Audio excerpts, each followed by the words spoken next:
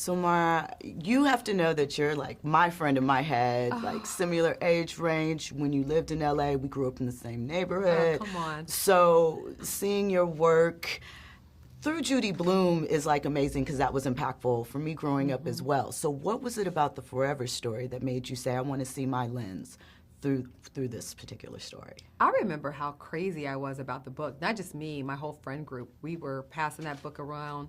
Pages were falling out. We were paper clipping it together. That visceral human feeling and excitement, you look for that to translate into any story, right? So I wanted to take that feeling and put it into today's version of that. I wanted to bring that, what we were going through of that time, which I believe is still today. I wanted to bring that to a modern conversation about first love, first time falling in love, all the feelings, first time having sex or considering it, how to make healthy choices so that we can still have a future.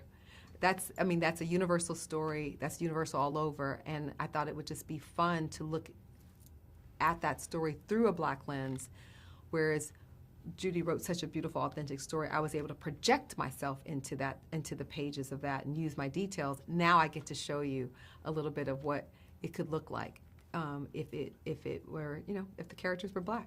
Real simple, but wanting the same thing. Absolutely. So Regina King directed the first episode. What was it like culturally reshaping this particular project together? Because you both are amazing storytellers and so great at telling our stories. When you want to do something right, you go get the best. And I really enjoyed getting an opportunity to have a project that would excite Regina to want to collaborate. And so us being able to put all of our details. Funny enough, where Keisha is from, we both are from that neighborhood. I know. And to put all of that love into the lens, into the details, into the references, that's a joy to sort of world build. And that's a part of that feeling. It's a part of that anchoring people into that truth, that authenticity, all of that love, basically. Also, it was fun and needed to work with Regina to help us anchor in Lovey and Michael into Justin and Keisha. Who better to work with than someone who has given us such beautiful, nuanced performances in her own career?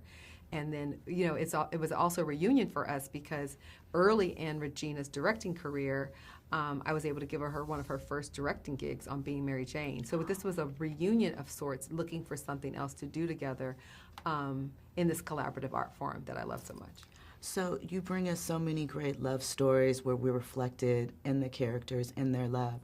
Where does Forever stand alongside that, or how do you want people to look at it as far as Black romance in those sort of conversations? I want them to delight in the scope and the intimacy, the epicness of our details, our culture, It's funny that there's this saying where people say, oh, they love our culture, but they don't love us. I think it's time for people to love us, and there's a chance to sort of, as we remember our first loves, as we engage as a global audience to think about love, there's an opportunity to love Justin and Keisha, which just translates to more love outside of the storytelling into real life. I think that's what great art can do, is make you look at yourself and then go live a life that is fuller and brighter because you have either read that story or watched that story. So this deals with first love, but so many other firsts are experienced through their story. What from your life of a first did you pull from to put into this story? Well, first time being a mom.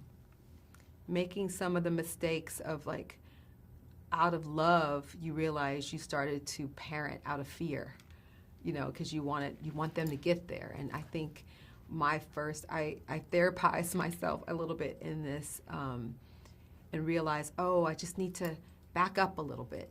Eric says that a lot. Just give them a minute. It's okay. It's okay for them to get their bumps and bruises as long as we keep our eye on them. Our eye on them. And now I also have compassion for not only myself, but parents who parent during this time, especially during that time between Trayvon Martin's death and George Floyd's, where it felt like we were alone and screaming about the safety of our children. So I have compassion for myself, but it was a first time going through that. And how do we make that room? I think the other first that I brought in is just my first love. I remember the feeling of falling in love. It does not go away. You remember it. It's like if I just think about my first, I can immediately transport myself, and I can remember the music. And that's another thing that I wanted to bring into the series.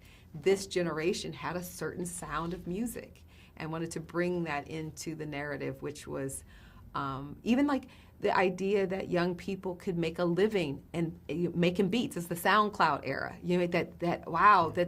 The era of music was inspiring people so much, and technology was changing such that they had access to a future of maybe being music producers and winning a Grammy one day. That was a real, it was, but at an expansive rate. You know what I'm saying? That they were doing that. So it was really fun to sort of bring back in those, remembering the sound, remembering the love, remembering the joy, remembering,